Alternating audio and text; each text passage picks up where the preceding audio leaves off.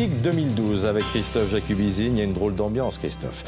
À droite et à gauche, guerre des chefs d'un côté, guerre des nerfs de l'autre. La situation se tend dans les principaux partis politiques. Eh bien, commençons par la droite, Christophe. Pas de trêve estivale pour la nouvelle opposition. La guerre des chefs a commencé, même bien commencé, on va dire. Copé contre Fillon.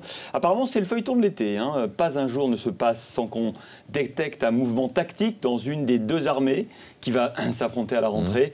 François Fillon multiplie les ralliements sur son nom. La semaine dernière, c'était Valérie Pécresse. Aujourd'hui, dans le Figaro, c'est Laurent Wauquiez qui prône, je cite, l'union autour de Fillon.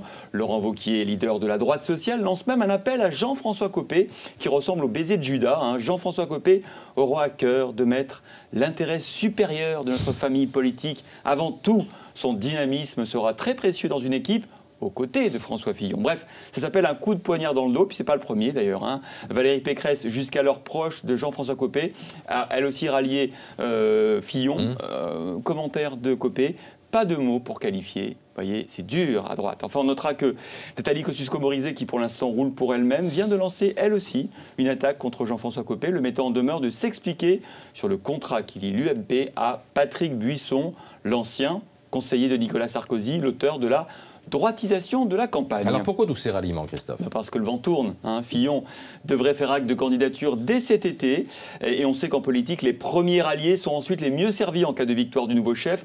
En quelque sorte, Valérie Pécresse, elle aussi, a mis une pièce, la première, sur François Fillon. Elle a fait allégeance et attend en retour une place centrale dans le dispositif filloniste. Pour Laurent Wauquiez, bon, c'est moins une surprise. Comme Xavier Bertrand, il déteste Jean-François Copé. Mais les attaques qu'il lance contre Copé ce matin dans le Figaro montrent sa détermination à être un porte-flingue de Fillon, à lui être dévoué corps et âme pour faire tous les coups. C'est un autre positionnement politique. Alors il y a évidemment de l'opportunisme dans tout ça. On sait que Fillon part avec un avantage dans l'opinion grâce notamment à son quinquennat passé à Matignon. Jean-François Copé en tout cas se prépare à perdre éventuellement la bataille du parti sans renoncer pour autant à une candidature en 2017 dans le cadre des primaires notamment. Il le dit, celui qui va être élu en 2012 à la tête de l'UMP, c'est pas forcément celui qui va être candidat en 2017.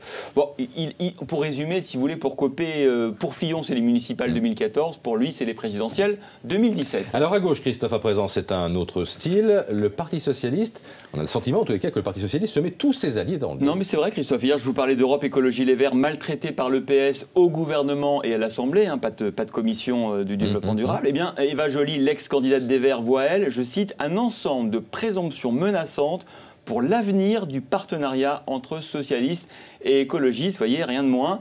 À la gauche de la gauche, ça tangue aussi fortement. Les députés communistes se demandent, ils se demandent s'ils vont voter la confiance au gouvernement Ayrault mardi prochain. Pourquoi? Parce qu'il y a eu l'augmentation, à leurs yeux, trop modeste du SMIC de 2%.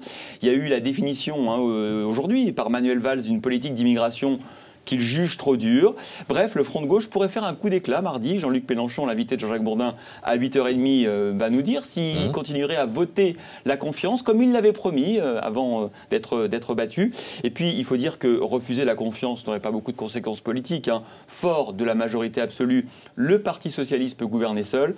Ceci dit, avec la crise qui se profile en Europe, il faut mieux, effectivement, qu'il ait les coups des francs. C'était Christophe Jacubizine, de Showbiz.